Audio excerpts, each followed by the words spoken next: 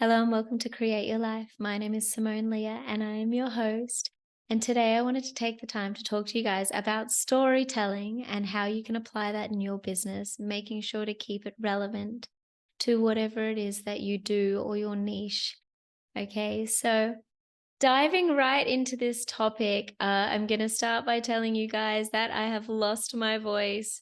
I am currently traveling around in Europe and I went to a country that has quite dry air and it's a cooler climate than I'm used to, and it dried out my vocal cords. And so I've lost my voice. I haven't been sick, I've just lost my voice.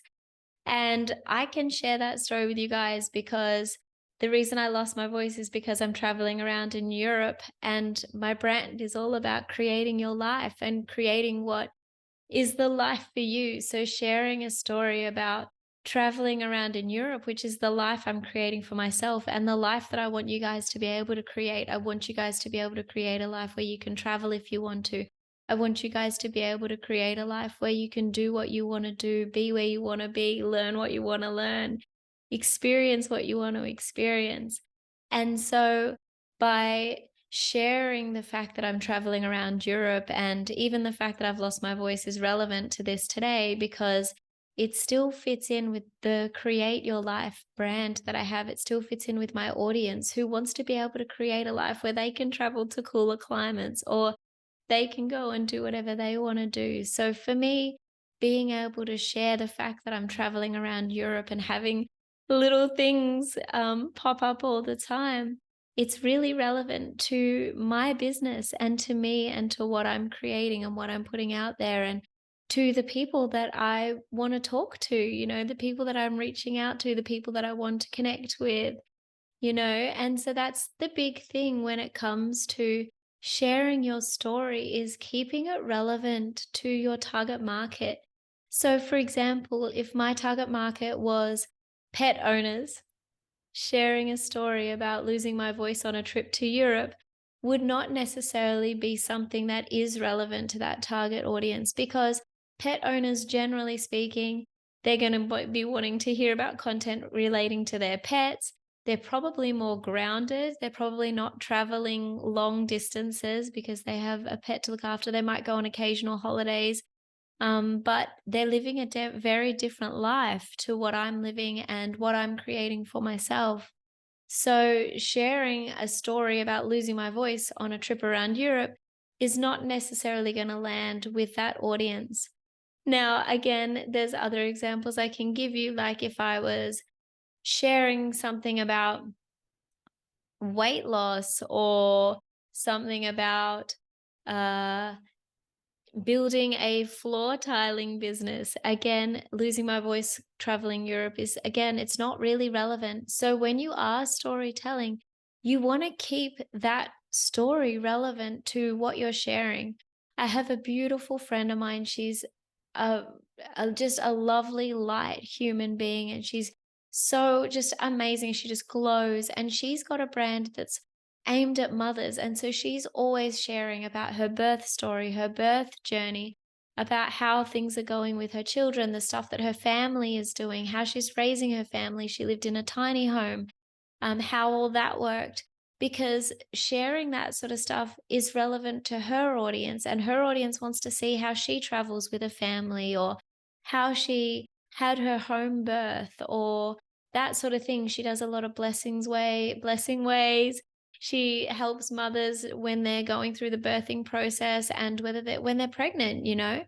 So sharing her family life is really relevant to her. So when you are sharing your story, you want to keep it relevant. And I think that there is two elements to this that we do need to look at. And it is, and I don't even know how to describe it. So I'm just going to use my own words as probably technical internet terms that I don't know. But there's your content that's going to be around for a while, and then there's your stories that are only around for 24 hours.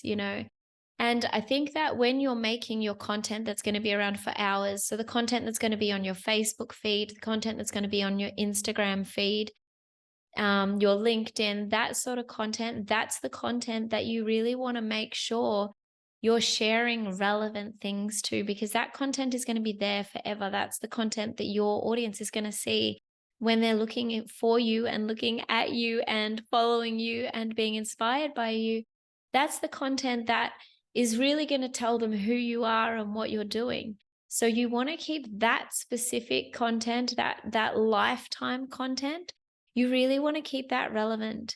Now, things like TikTok, which is a lot more personal, things like your stories that are only around for 24 hours, that's where you can go a bit more off book, and that's where you can be a little bit more playful and a little bit more relaxed in what you're putting out there, because in those more personal types of interactions, they're the sort of things where people want to see more of who you are, but they're gone in a day, so people can get a taste of your personality, but they can see your brand in the content that's life. We're calling it lifetime content. That's what we're calling it, guys. In your lifetime content. Now, this does very much speak to people who are having a personal brand or a business brand or a podcast or a coach or a YouTube channel, someone like that, where you want your longer lifetime content to be really speaking to your target market. So that's why we want to keep the storytelling really relevant and really clear on who we're helping and why we're helping them and how that story relates directly to their experience, because we're trying to build connection and rapport with the people that we want to actually work with. So in those sort of businesses, that's where keeping your storytelling relevant is really useful, and it does help to build connection and rapport. It does help to tell a story from maybe 5 years ago of something that happened or an experience you had, so that people can see how you got to where you are and how you're doing what you want to do and how your being relates to them, if that makes sense. And then, yeah, sprinkle in those little personal bits through in that shorter lifespan content. So, yeah, guys, I think that the easiest way to just wrap this up by saying is that your long form content, things like YouTube, your blog posts, your Instagram posts, your Facebook posts, your LinkedIn posts, any articles you write, podcast episodes, anything like that, keep it really relevant. Keep your storytelling relevant to your audience. But your shorter things, the things that are just going to be there for 24 hours, be a little bit more personal, have a little bit more of a play, and just see what happens. Try things out. There's someone in the industry, in the coaching industry now, and she's making huge waves in the coaching industry. And the stuff she's sharing in her stories is completely irrelevant to her brand, but she's sharing stuff that's appealing to her audience still. It's completely different to her brand, but it appeals to the audience. So the audience are seeing that and they're liking that and they're commenting on that, but they're also going to her feed and seeing exactly what she's all about. And I think that's also a really great example of why you can mix up your shorter lifespan content, your 24-hour content, and just try out and see what works and see what's getting a response and getting engagement and seeing how that lands with your audience. I think that when it comes to creating content, it is a lot of trial and error, and it is a lot of sharing the things that you want to share and keeping it relevant to your audience, but also just having a bit of fun with it and seeing where it takes you, monitoring what your results are, monitoring your engagement, monitoring how many shares you get, how many likes you get, how many reactions you get of any any kind, any comments, that sort of thing. So just keep monitoring these sort of things, keep trying things out, but in the longer content, keep the storytelling really relevant to your audience. Anyway, guys, I hope you enjoyed this episode. I would love to connect with you guys. I'd love to hear your stories. And yeah, leave me a comment, say hi if you want to, and I look forward to connecting with you guys again soon.